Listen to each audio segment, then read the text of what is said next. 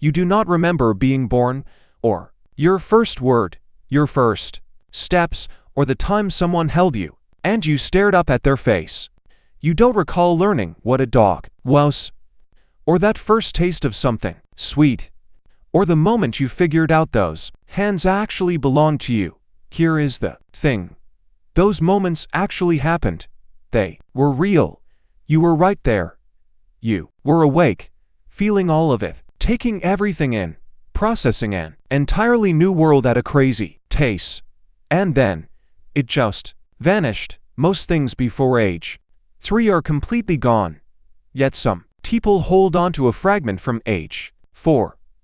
Like a birthday or a smell. But those first few years of life, the most intense period of growth and learning your brain will ever experience, exist in near total silence. No memories, nothing. So, where did they go? Because this is not like forgetting where you left your keys. This is a deliberate, near total wipe of the very first chapter of your story. For a very long time, nobody could fully explain why it happens. Now we finally have answers, and they are pretty mind-blowing. Let's start with the obvious question. Were you even conscious back then? Were you really experiencing things worth remembering? Yes. Absolutely. Yes. Babies are not passive receivers of sensory data. They are curious, active, emotionally responsive little beings from the very start. Infants actually recognize their mother's voices hours after being born. They heard in the womb, and that memory of sound is already saved before they've ever seen daylight. In days, they show clear preferences. They respond differently to faces they recognize versus ones they don't. They cry differently for hunger, pain, or simple loneliness. Someone is home. A real feeling. Consciousness is active from the very start, and yet none of it sticks, at least not how you recall now. Our first big clue to understanding why lies in looking at how memory actually works and how it gets built. Memory isn't a recording. That is probably the single key thing to realize about how the brain stores life, and it is wildly unexpected. When things happen to you, your brain doesn't just record it and save a video clip. Instead, the process is far messy and fascinating. Parts of your experiences get processed in totally different regions simultaneously. The emotional stuff goes one place, sensory details go somewhere else. The order of events, the actual story of it, goes somewhere else entirely. For you to recall a memory of your life, that classic "I was there and this happened to me" kind, all of those pieces must be stitched together and locked into a stable, accessible package. That job requires a specific brain structure called the hippocampus.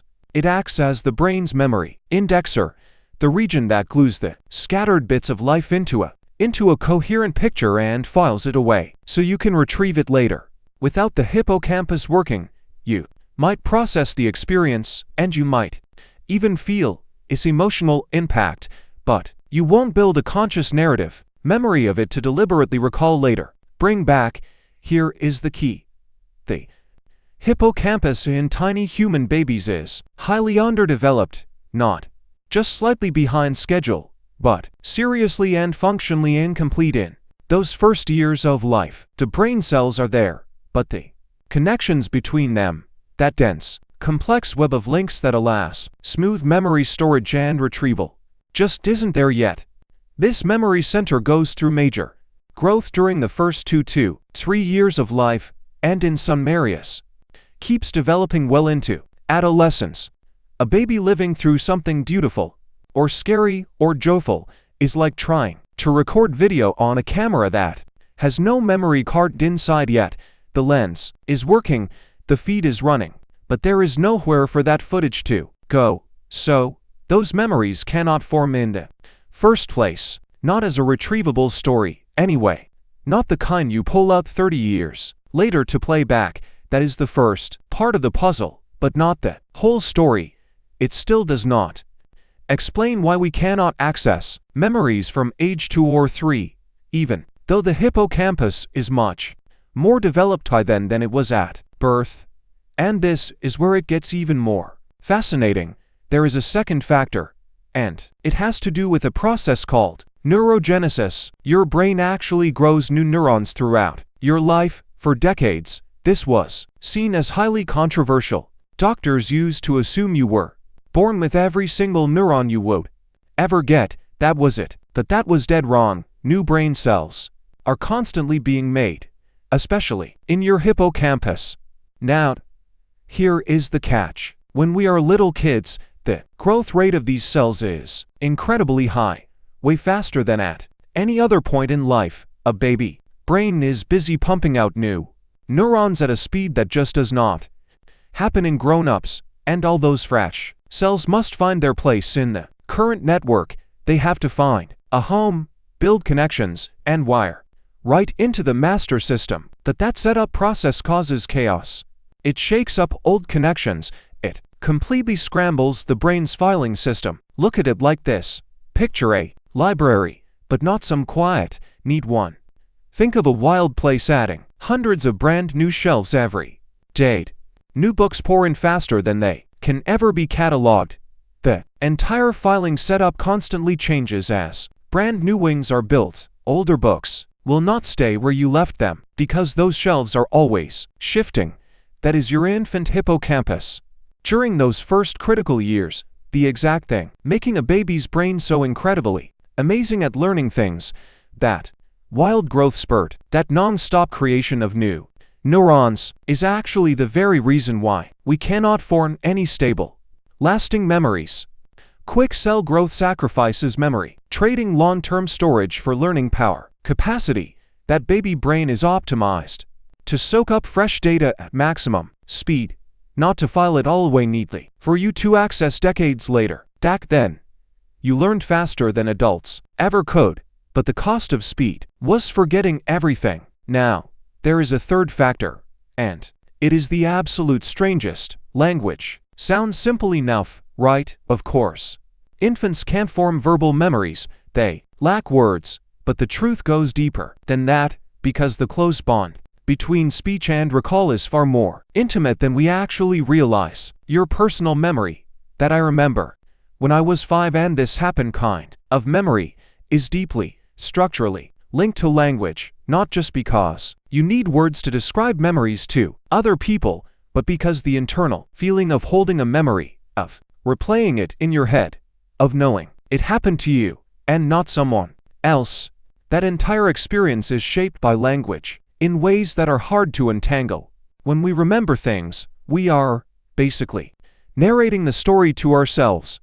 We are building a timeline, a sequence, our actual self moving through time, and that storytelling instinct, that knack for building a narrative with you as the hero, grows right alongside language. Babies do have a self-concept. Science has already proven that, but it is a present tense self, and I am experiencing this right now self.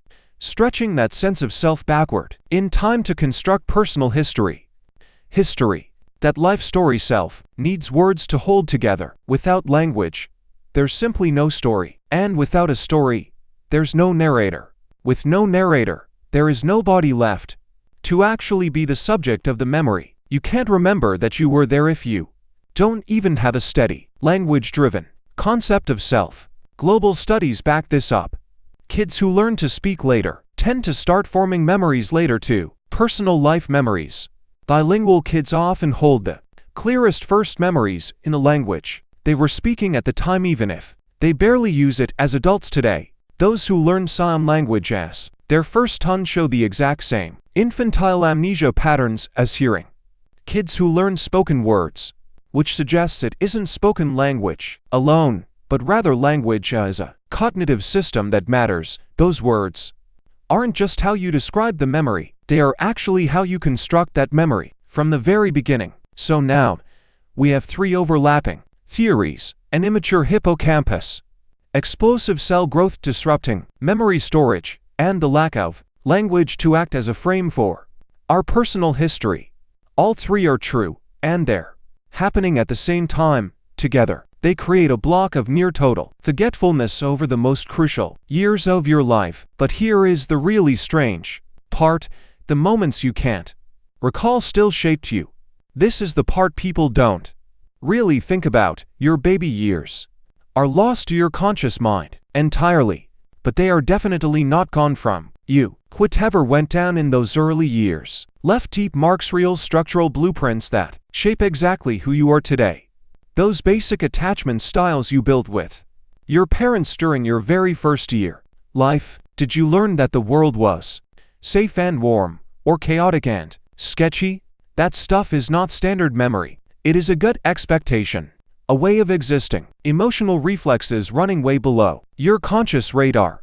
See, if you were comforted whenever you cry, your body learned something deep down inside. It learned that pain passes quickly and help is coming. That core belief dictates how you handle hard times today, how fast you can soothe your own mind, how you trust that things will work out. But if nobody showed up consistently, or you just cried alone, your biology picked up something else. Not like a mental video, but as a setting, a baseline dial of how safe you really feel, and how much you can rely on other people. You can't just access this like some casual story you tell. You won't recall that specific night you wept and nobody came, or that specific morning you felt completely safe. Yet all those nights and mornings built into a mindset, a default way of living you carry around without ever realizing it. Is there? This is what researchers mean when they bring up implicit memory as opposed to explicit memory. The explicit kind is the stuff you can consciously recall and explain, but implicit memory, that's the kind that lives deep in your body, your emotional reactions, those automatic assumptions about how relationships actually work and if you truly deserve to be cared for. Infantile amnesia wipes out your explicit memories but leaves your implicit ones completely untouched. You forgot the events but kept the lessons. But how do you examine lessons you don't even know you learned? You just act on them, wondering why you respond to certain situations the way you do. Now, let's look at the fake ones, because this is where it gets uncomfortable. Some of your earliest memories you swear you have are probably not real, not just distorted, not exaggerated, but completely fabricated, built by your own brain from old photographs, family stories, and repeated tales, then filed away as if they were totally genuine experiences. This is incredibly well documented in memory research, and it is deeply unsettling the first time you actually confront it. Here's how it happens. Your family has this photo of you at your second birthday party. You have seen that photo dozens of times growing up. Parents told you the story of that birthday. What happened? Who was there? How you reacted to the cake. You heard that tale enough times that your brain finally built a mental picture of the event. Then, at some point, your brain filed that picture right in the same folder as real memories. Now it feels like a memory. It has the vibe of a memory. You would call it a memory if someone asked.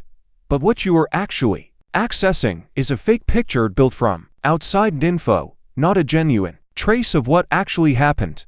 Scientists have proven that completely fake memories of events that never actually happened can be implanted in our brains through constant suggestion. Throw in social pressure, and those fabricated memories feel absolutely as real as true ones. If our brains do that with fake stories, imagine how real moments get scrambled up and filed away as direct memories. It is wild. Think back to your very first memory, the go-to story you would share if anyone asked. Where did it actually start? Did you always remember it naturally, or did someone else describe it first? Is there an old photo or a story that gets told at family reunions? The honest truth for most of us is that we cannot be sure. That uncertainty feels a bit weird, but it really matters. Your memory of your early childhood is actually just a story that other people told you about yourself, and you just accepted it as reality. This raises a fascinating evolutionary puzzle. If that memory feels completely real and acts exactly like any other true memory in every way you can tell, does it matter if it is just a remake? Many would say no. The memory does its job anyway, no matter where it started. Others find that quite unsettling, because who you think you are is built on tales of your own childhood. If those memories are borrowed instead of actually remembered, what does that say About who you really are. Who knows? Easy answer here. But it's worth sitting with. Let's get back to something more tangible. Why do some of us remember things way? Others, well, they just do. Studies show a massive split. Differences. Some folks have what feel genuine childhood memories from way back at age 2. Others remember absolutely nothing before 5 or 6. Usually, reliable memories kick in around age 3 or maybe 3.5, but the range varies wildly. Why? A few things play a role. Culture is a big one. Think about comparing American kids with children from different cultures where parents rarely sit down together to reminisce or talk about their shared history or ask them questions about their early memories. Telling those family stories back to them. It shows how this habit of sharing memories deeply affects how early children start locking in personal memories. In homes where parents constantly ask things like, "Remember our trip to the beach last summer? What did you see?" Where memories are constantly retold and socially cheered on, children build earlier, much more detailed, personal recollections. Remembering things together with others teaches a child that their life events actually matter and gives them a structural blueprint to keep them. Memory, it turns out, is actually a social skill, and like any skill, it grows much faster when it's practiced and encouraged often. Gender is another factor, but the reasons are complicated. Did you know that on average, women recall much earlier and more vivid, emotionally rich childhood memories than men do? Is this wired into our biology, or just how we're raised to express our feelings and share stories, or maybe a mix? Scientists still debate it. And then there's stress. High-stress emotional moments, especially the terrifying ones, can leave deep marks normal memories cannot. Our amygdala, the brain's emotional alarm system, gets up and running much sooner in development than the hippocampus. Primitive fear responses and scary experiences can easily leave traces that surface later as raw feelings or physical reactions without any clear story like memory. Ever get inexplicably anxious in a hospital? Or feel an unexpected wave of safety, smelling a specific food without even knowing why? Your body remembered the moment, even if your brain forgot. But here is a detail we rarely talk about in this: sleep. Locking in memories. How our daily experiences actually get turned into permanent, long-term recollections happens mostly during sleep, specifically during deep sleep and REM sleep, when the brain basically replays and tidies up your day, strengthening important connections and pruning useless ones. Babies sleep constantly. A newborn snoozes 16 to 18 hours a day, and their sleep cycle is totally unlike how adults sleep. They spend way more of that downtime in active dreaming states than grown-ups do. For years, scientists assumed this was just a weird quirk of growing up, with absolutely no value for their memory. But what if that is wrong? Some experts now think that this massive amount of active baby sleep serves a crucial brain-building purpose, not storing individual memories, but shaping those core patterns behind all learning. Learning how faces and voices work, how physical objects move through space, how human connections actually flow. That baby sleeping 18 hours isn't wasting time. That sleeping baby is actually building the whole operating system that everything else runs on. No saving files. They are installing the software. The wild part? All those daily real-life experiences, when they are awake, aren't kept as standard memories because they are building something far more basic. It is getting wired into physical framework, not stories, into raw skills instead. You don't remember learning to see, but you can. You don't remember learning that solid objects are permanent, yet your brain gets it instantly and effortlessly every single day. You don't remember learning how to read expressions and vocal tones, but you do it automatically thousands of times daily without even thinking. Sweat and tears, all of that was hardwired in those early years. You can't recall. It just got stored in a totally different way than the conscious memories you actually access. Deeper, more lasting, and fundamental. So, what does this actually mean for your life today? It means those earliest years of your life weren't wasted just because you can't recall them. In truth, they were likely the most crucial years of your entire existence, the exact time when the deep psychological blueprint of who you are got wired, way below any level that memory can reach. Who you are today, how you connect with other people, how you handle scary uncertainty, what actually suits your mind, and what completely throws you off. Those gut feelings you cannot explain and anxieties that seem to come from nowhere. It all traces back to a phase of childhood that is totally hidden away from your normal waking brain. You are made of moments you cannot remember. That is either scary or freeing, depending on how you look at it. On the spooky side, you can't inspect those deep foundations. You can't travel back and investigate those first 3 years to figure out why you tick. Those early forces are real, they guide you constantly, and they are completely out of your conscious grasp. But look at the liberating side. No actual memory means there is no actual story.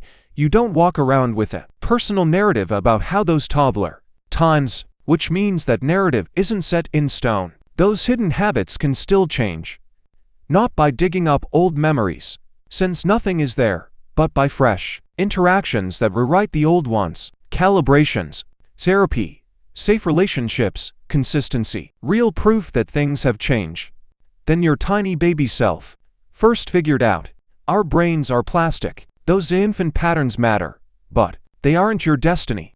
They are just your starting line. And here is one final thought. Each new generation is shaped by moments they cannot even remember, passed down by parents who were shaped by experiences they could not recall either.